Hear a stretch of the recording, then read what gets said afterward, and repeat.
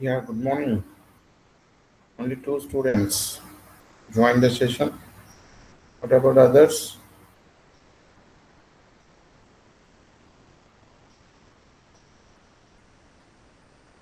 You know it or not?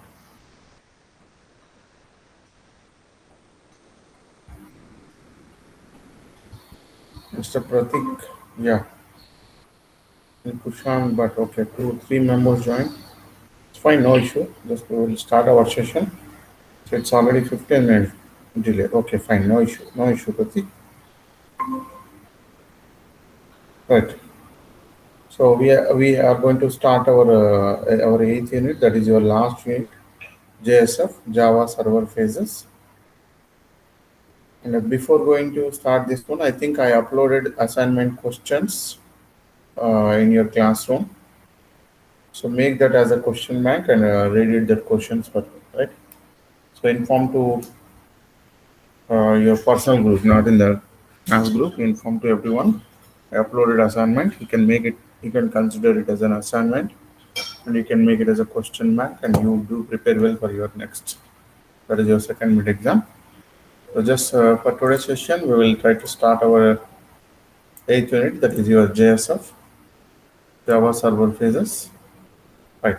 So what is Java Server Phases? So as of now, we have done with your Hibernate, we have done with your framework, Spring MVC framework. What is these two are known as? These two are your frameworks, right? So similarly, here coming into my Java server phases, this is also one of my framework. But compared with other frameworks, that is your Hibernate and your Spring MVC, this is one of easiest framework which we can develop our applications with a rich user interface manner. Means Java server faces is a type of so same using for developing your web application, but a framework to develop your web application with a rich user interface. What do you mean by rich user interfaces? Interaction will be very easier manner, right? So when you go for rich user interface, so anyone can just make the thing. What do you mean by rich interface? What do you mean by rich user interface example? Like it provides a user with high interactive and highly stylish manner and with highly usable interface, I can say. So it will be developed with a stylish manner, right? And it's easy to interact and it is a usable interface for us, right? So this, if you provide this user interface, the construction of these user interface is very simple. That is not like your previous implementations, like your Hibernate and making configuration and writing your the thing in some difficult you had it. But here, if you take your server phases, as we are developing your applications, so you want to develop your applications using your UI, I told already, and this construction of UI will be it's make your application in simple manner. And this UI can also interact your database to store your data, right? And whatever the UIs you are creating, right? The UI component can be created by using your APIs. So collection of your packages or collection of your classes.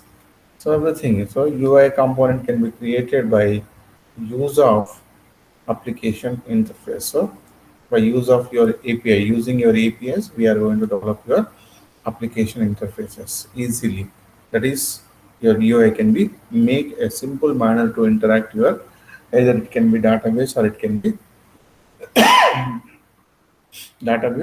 be your the servers which easily we can interact. So if I use JSV, so it reduces mainly effort. I'm saying all these things as advantage, but before going to this benefit, how I can make reduces effort, how I render your application UI. So to know that before that, better if I go with my architecture, then if I come back benefits. So you should accept, yes, these are all benefits which is given by JSF. But how it is reducing? Just we'll come back to once again the benefits once we have done with your life cycle and architecture of your JSF. Because as just if you know this architecture and JSF, if you look at, and one more important thing I want to be clear, this JSF is also using, or it uses a mechanism of MVC. Already we know what is MVC: model, view, and controller. Using this model and view controller, your MVC applications can be developed. But how it can be look like? I can say an architecture. Just look at, just I'll make,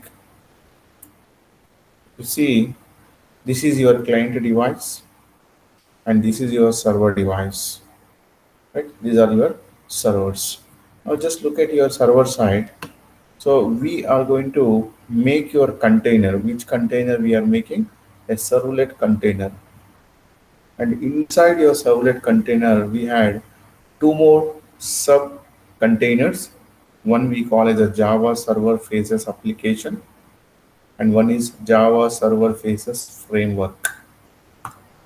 And what is the purpose of your Java Server Faces application?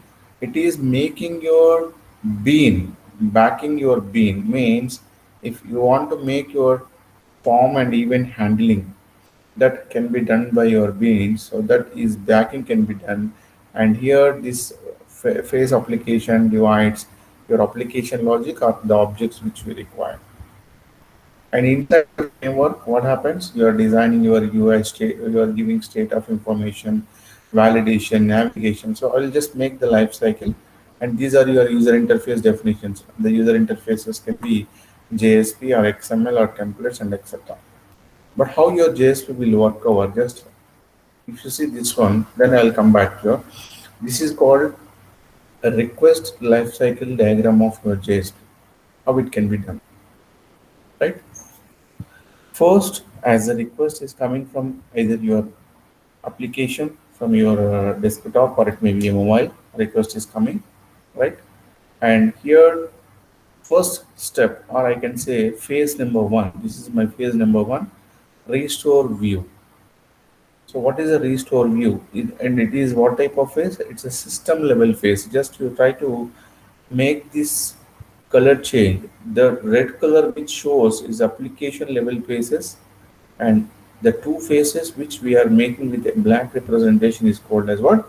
System level phases. And each phase is going to make a representation. Just to make here, this is called a processing which you are performing an events. So first a request is coming, right? So as the request is coming, whatever the components we had, so components, just I will come back once again. So components can be input component or output component or maybe style component, whatever the components we are giving that are restored in using your view. So you're restoring your view, and that has been requested or that has been given to next second phase. What is your second phase? Apply request value. So whatever the values you require for your component means, as you are initially giving a component attributes, but your values need to be done, right? That component values, whatever you had by giving your restore view, so that submitted form values are stored where in component, and these component values are calculated, components values are taken from your restore view. Once your component values are converted from your form, then there will be some validation process. You know, validation is nothing but the values which you supplied, either it has been right or wrong, you want to know it. So further, inside your application level, there will be a process validation can be taken place in your phase number 3. Once you had done with your validation, right, components values calculation which you have done, and that component values are bound to backing bean properties, means whatever the bean you are creating is that values properly is evaluated or not, you need to check. So for that, you need to take your updated model values. Once validation is completed, you need to take your updated model values, and that updated model values are taken by are backing by your bean. Then after that, if any events handled, methods are invoked, or navigations are going on, means going from one page to another page, regression or is a restoration process, or any mouse event or any event is performing, all these events are invoked by this process, invoke application. So after performing all these steps, then once after completing of your invoke application, component values are finally updated from where? From your bean properties, because finally it should come from where? From your bean properties. And that what you call rendering a response, or noting down your response. Then that can be forwarded to your client once again. So inside your server or inside your servlet container, these number of phases will be calculated. What is the first? Restore view, apply request to take your values. The values which you have taken is validated or right or wrong, you are calculating. Then using that values, you are going to build or updating your model things. Because as yesterday class I told, model is nothing but a data. View is nothing but taking the contents using your JSP or something else. And controller is going to make your control in using your database, that is your Java file servlets you are using. So similarly, your updated model values are done. Then you are invoking your values. Once you have update your values which you are getting, so that updated can be done. Then you are invoking your application. Then you are noting down your response, and that response you are giving back to your client machine. So just the same thing here, we can make the thing, the same thing what I told, faces request and faces response. But during this process, whatever I told, the same thing once again I have made it. Apply for request values, that is a restore view, apply for request, processing events, validation, process events once again. So process events is what? Once it has been collected, once validation is done, process events, then update model values, then one second process, then invoke, then process, then render response. So in this, once your update value has been uh, taking your values from after validation, if any type of errors are required, so that conversion errors and render responses will be given to one second back, and then it is going to make the things, and validation and conversation errors and render responses you can give back to your what render response. So every process event, once a response is completed, your rendering it depends upon your application. Just you find process event of this will be returned, process event of this can be returned, and this can be returned, and every time a process event is going to rendering is response to your yes. So like this, your life cycle model can be designed. Now I was coming back one second, right? So what I just made it. So if I use my JSF, I'm saying it reduces effort for creation and maintaining an application, because which will run these applications will run on your application server, that is your Java application server, and it will render your UI, application UI to your client. Just now we have seen your architecture, right? And these JSF facilities is mainly developed by providing reusable components. We have just said that UI which you design not limited to that particular application, it can be reusable, and easily we can make a transfer data between different UI components, and we can manage your UI across multiple servers if you require. And enabling implementation of custom components means we can define our own components. When when components, as we are discussing as the next, at that time I can say how we can define our own components. and client side event easily can be wired or easily can be make a link with your server side application code. So these are some benefits I can find, and compared with your hibernate and compared with your, I can say, your Spring framework, or you can say servlets. It is one of the easiest methodology. When you go to your practical approach, development can be done easily. But before that, you should know how to make your phases and how to make your validation. It's one of the very easiest thing which we can do it. And it's a JSF component model as a semi component model, right? So just now we have taken JSF, what I can say, life cycle.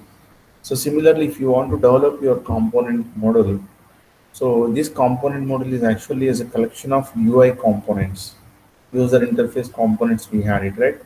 So the user interface components uh, can be rendered themselves in different ways.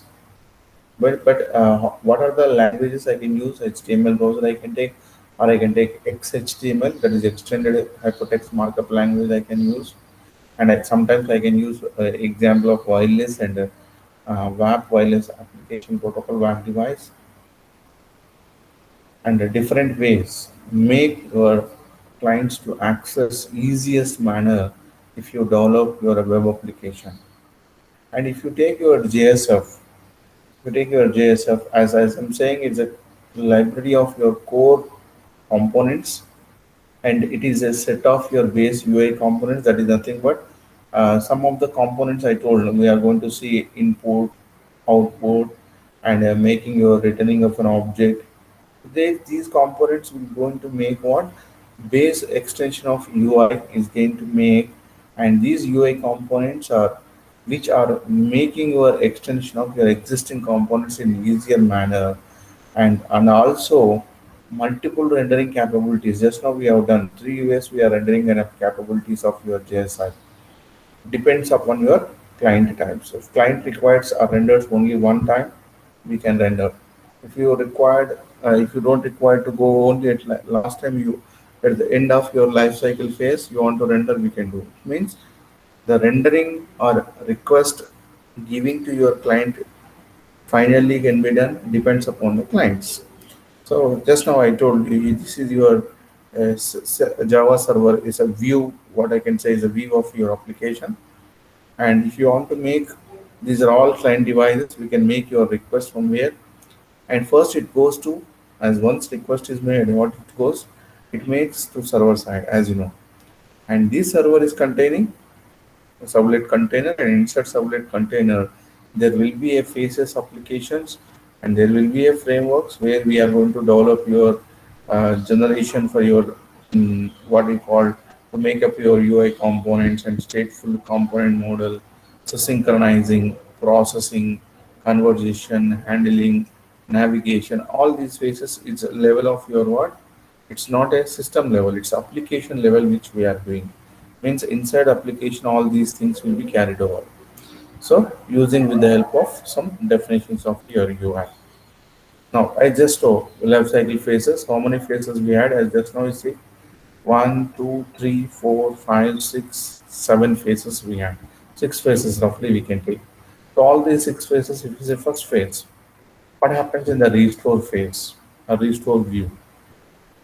So once a link or button clicked by the user, automatically your JSF, that is your servlet phases, receives a request, right?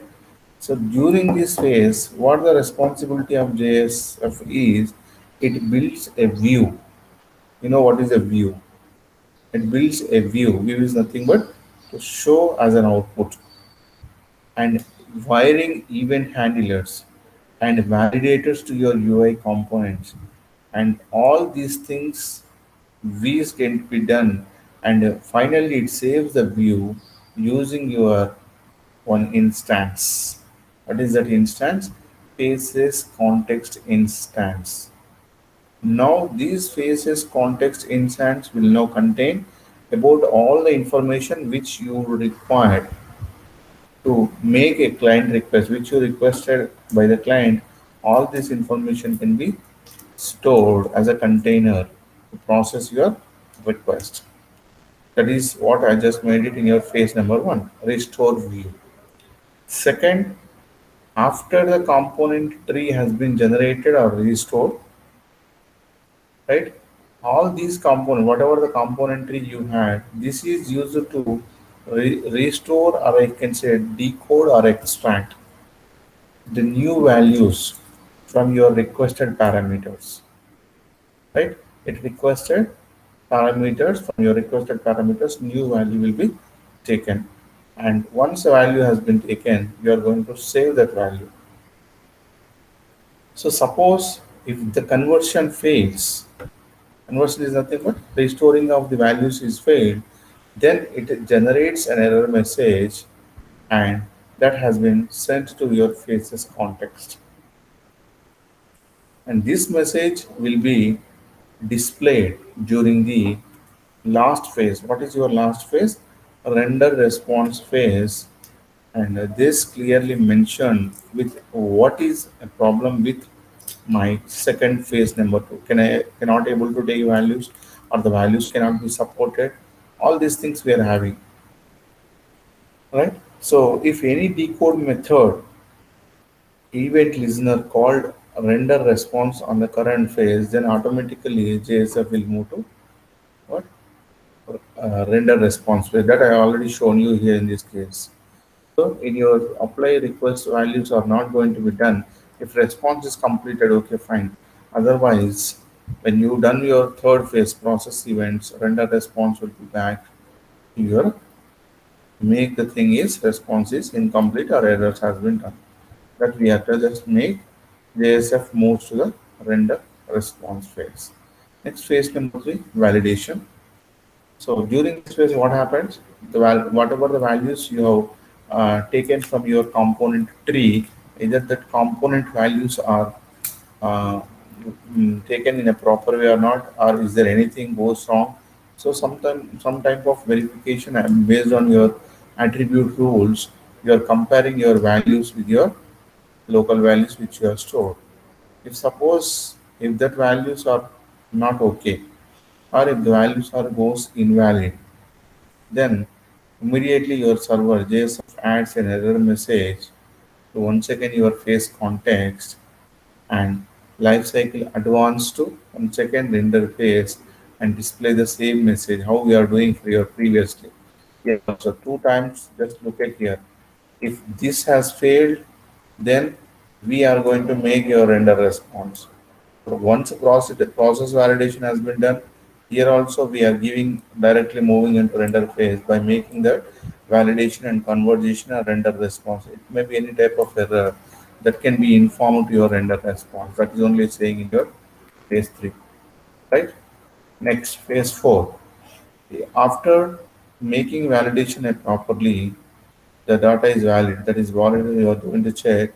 Then it goes to server-side object properties and component local values, and it updates your bean, and it updates because you already got an updation from your third phase, and as per that values which you have received, and this will update your bean properties correspondence to your input component value. As per your input value, you are going to update your bean property. So same thing here is happening. If any update models methods are called, render response and the current, then immediately it moves to your last phase. Similarly, if the given data is valid and it walks over component tree and sets corresponding server side object properties to the component local value, then it's going to set up the values. That is your phase number four. And phase number five, what happens in this? Invoking an application. Invoking an application is nothing but what? After making all the bean properties in your phase number four, these application level events, just what happens is submitting your form or linking. That is nothing but a redirection process, whatever is required, that handles your invoke application. So once all the phase five is going to be done clearly, the last phase is the render phase, where response is redirected to your client, right? So what happens? So in this phase, JSF first ask the container. Container is nothing but what? Either it can be a servlet container, or I can say it may be your application server to whom which you are connected, right? To render the page if the application is using JSP pages. Why I am saying JSP pages? Because on JSP pages can be view, can be act as what? View, which will display an output. So your application server render the page if the application page is what? JSP. So if suppose it's an initial request, suppose if it is an initial request, so the components which you are representing on the page will be added to once again your component tree, and that JSP container executes the page. Suppose it is not available for us to view or to render your page if your application doesn't contain JSP page. So initially what it will do, it's make your components requested to your component tree as a JSP container and executes. After that it takes your JSP page. If suppose it is not an initial request, it is not first time it's making a request.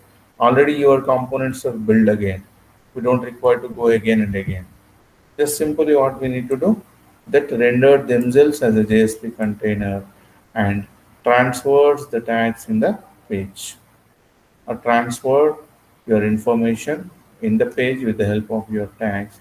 And finally that has been saved after the view has been rendered. Response state is saved so that request can access it and available to your restore view. So final phase we had it is what? A rendering. Rendering phase is first phase is restore, last phase is render, and in between that phases will be carried over is what? Making your apply request values which is coming from components, then validation as the values are proper or not, then using that values your updating and taking place, then if any restoration is required, then any events you want to perform that you can carry it over in your invoke application. Finally it's going to be rendered. Now if you see your architecture of your JSF, it will be look like this. Just now I told as a phases now. This is your client side. This is your client machine, right? So client machine first it moves your information to where? To your controller. It's nothing but your phase servlets, and where this controller we are going to maintain in JSF, Java Server Phases. It's a web application where you are developing, right? And parallelly we are going to maintain the context information. So what is your context information? So your context information can be information about how you are going to execute a process order wise, your configuration information you are providing, and that once it has been received by your servlet, it can be given to your model. So view control model, I told three things, right? View control model, it can be get back and it gives to your model where it make the uses of your beans.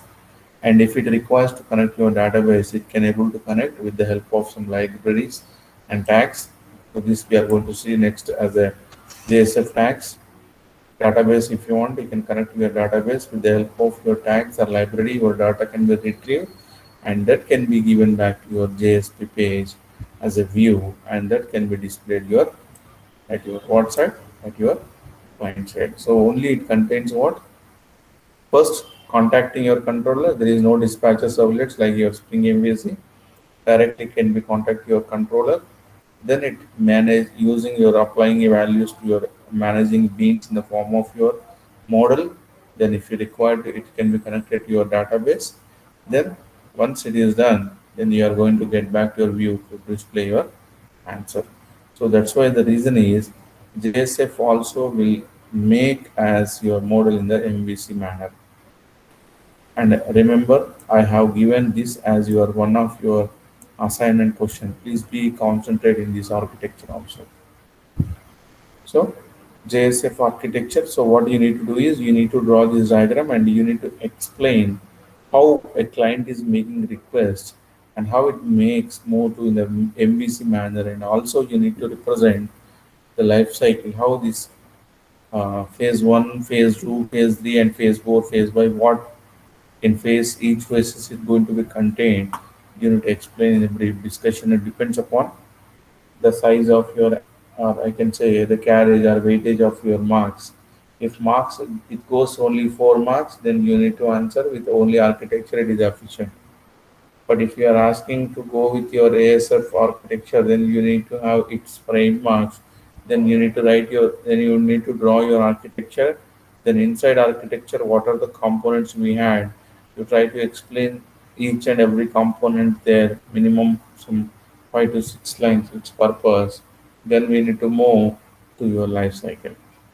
So in the life cycle, you need to draw either this diagram or this diagram. Anything is fine. But you need to show how these phases are going to be evaluated with phase 1 as a restoration, phase 2, phase 3, and in the middle of each and every phase, just look at here, you're processing your events. If response is done completely, then only it moves. If response is incomplete, then it is trying to approach your render response and it gets back to your response to your client side. So this you need to represent and this you need to give information, right? So next, after discussion of your introduction and advantages of your JSF and architecture and life cycle, inside JSF, we are going to provide the language called EL. I think you already know about your EL when we are developing an applications of your JSF. So EL stands for what? Expression language. So what is the main purpose of your expression language? It can reduce your code. That is the main thing. So whatever the thing you are doing in 3 to 4 lines, your EL will make within 1 line. That is the true. You need to accept. And second important point, if I use an EL, that is your expression language, it helps user to make your output with the help of your some easiest notations, whatever you can make it, that we can make. So that is the thing I'm saying. So JSF also provides a rich expression language where we can write our normal operations using this notation. And if I use my EL, what advantages I can have? So many advantages I can have. But in that main advantages, we are focusing what? Type conversion easily can be done. Automatic type conversion. If you take your C and C++ or Java, so type conversion you want to take means first you need to write one line of code or you need to import your package. It depends upon the language which you are using. So it's a bit difficult to make your conversation automatically. All time we need to go for typecasting. But if I use my EL, it makes my type conversion as easy. Next, can reference bean properties where bean can be object stored in request, right? And session or application scope or managed bean means if you are using a bean, bean is nothing but what? It is a class, right? And these class properties, if you are maintaining the properties of your class, and that properties can be object of your bean can be stored in the form of request session or application session or managed session, right? The objects of your bean class or the properties of your bean class of bean object can store all these. All this means what? It can be stored your scope of your application, can store your request application and store managed application. Everything can be stored, and it provides easy access to a collection of which we can be listed or map or array. So that is already you just seen in your core tags in your JSP, and it provides easy to access your predefined objects such as request. If you see your programming, then you can understand how your EL will work over, right? And we are using different type of operations like arithmetic and logical and relation. We can done very easily, and showing missing values. That is, if you are any issues or if you are not using or defining a particular values inside your program, then at the time we can make helpful to identify easily that errors or I can say missing values can be identified.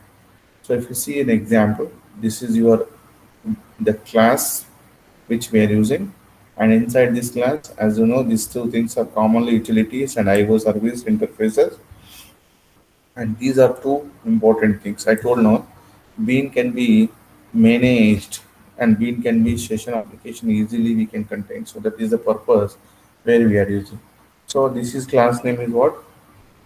User ID.